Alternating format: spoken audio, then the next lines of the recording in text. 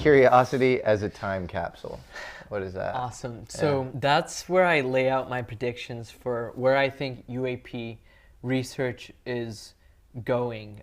That was my version of a time capsule, so that one day the hope is that, 5 years, 10 years, 20 years from now, as we develop a deeper understanding of what UAPs are and the ecosystem around it, what it means or where that's going to leave us. So that's what that, yeah. What are your predictions?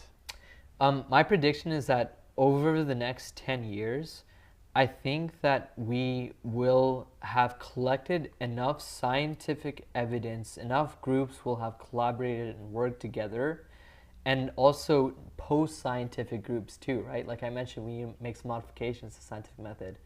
I think that we're going to be a state in a decade from now where we acknowledge that we are not the only life forms that are intelligent and super intelligent on this planet. I vaguely believe that.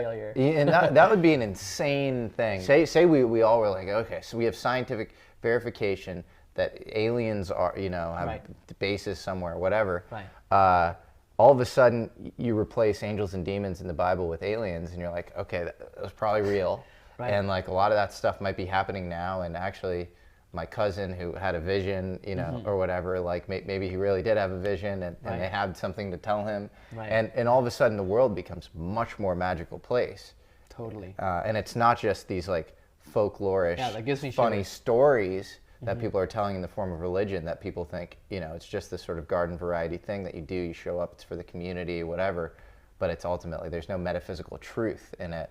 And then there's science, which is like cold and amoral, but it's real somehow. This would marry those two things in this like freaky way.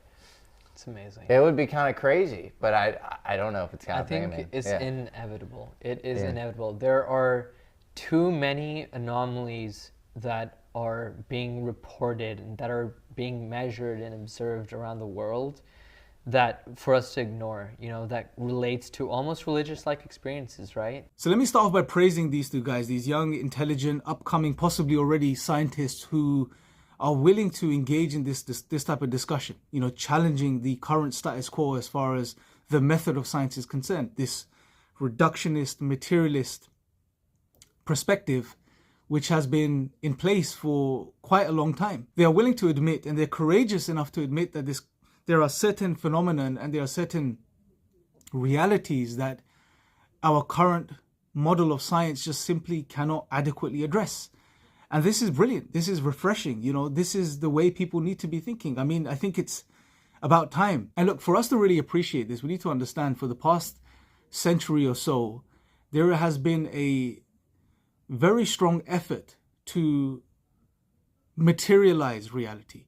There's been a very strong effort on every sphere to secularize the world.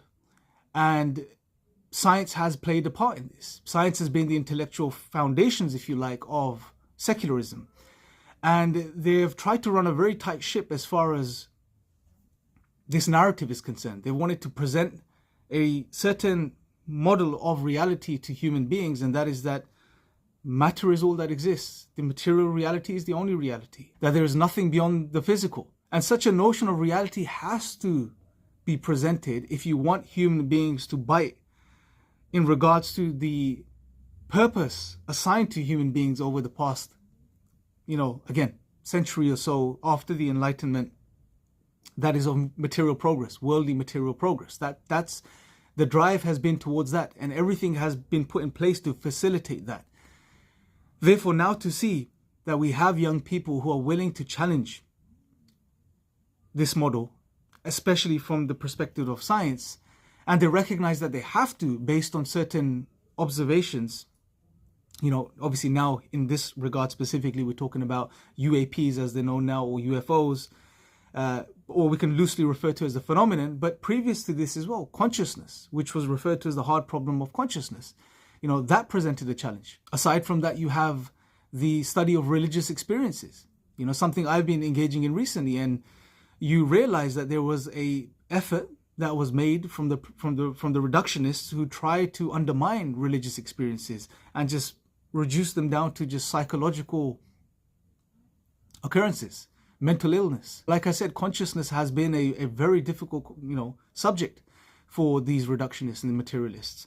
Because, and Thomas Nagel, he wrote a brilliant book, because he's an atheist himself. He wrote a brilliant book called Mind and Cosmos, in which he highlights, honestly, that look, our current materialist model, our current reductionist approach is simply not adequate enough to explain this phenomenon that we refer to as consciousness. And now what's happening with UAPs is exactly the same thing. There is something that's been observed which seems to defy the known laws of physics as we understand them. And therefore it's presenting a real challenge to these reductionists, these atheists, these materialists, because it's challenging the very model that they've tried to maintain over all of this time. And this is probably one of the reasons, this whole quote-unquote disclosure is not happening, because, if it does, well, it questions the very foundations of our secular modern world. I don't think, I don't think they're going to try to prevent disclosure from ever happening in regards to what this phenomenon is, the reality of this phenomenon,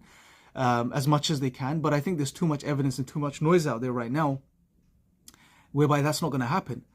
So what they may instead decide to do is try to brush this off and just, refer to it maybe as, I don't know, just something natural that we just haven't understood, just a natural occurrence, similar to what they did with consciousness. Well, with consciousness, you had people like Daniel Dennett who went as far as saying it's an illusion, it's not real, just so that he didn't have to explain it or deal with it. And if they can't get away with that, then they may have to resort to explaining this or creating a narrative whereby they suggest that this is extraterrestrial. These are aliens from another planet. Now, again, from a purely Islamic perspective, this isn't problematic.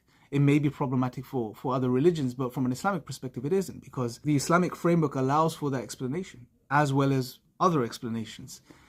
So they may resort to that because that still somewhat easily fits into their current model of reality and science. But what they don't want to do is have to acknowledge that there are aspects of reality which are not material or not material like we understand matter to be. That is where it's going to get tricky for them. So in essence, this whole phenomenon, consciousness prior to this, which is still a problem, these realities don't present a challenge for religion.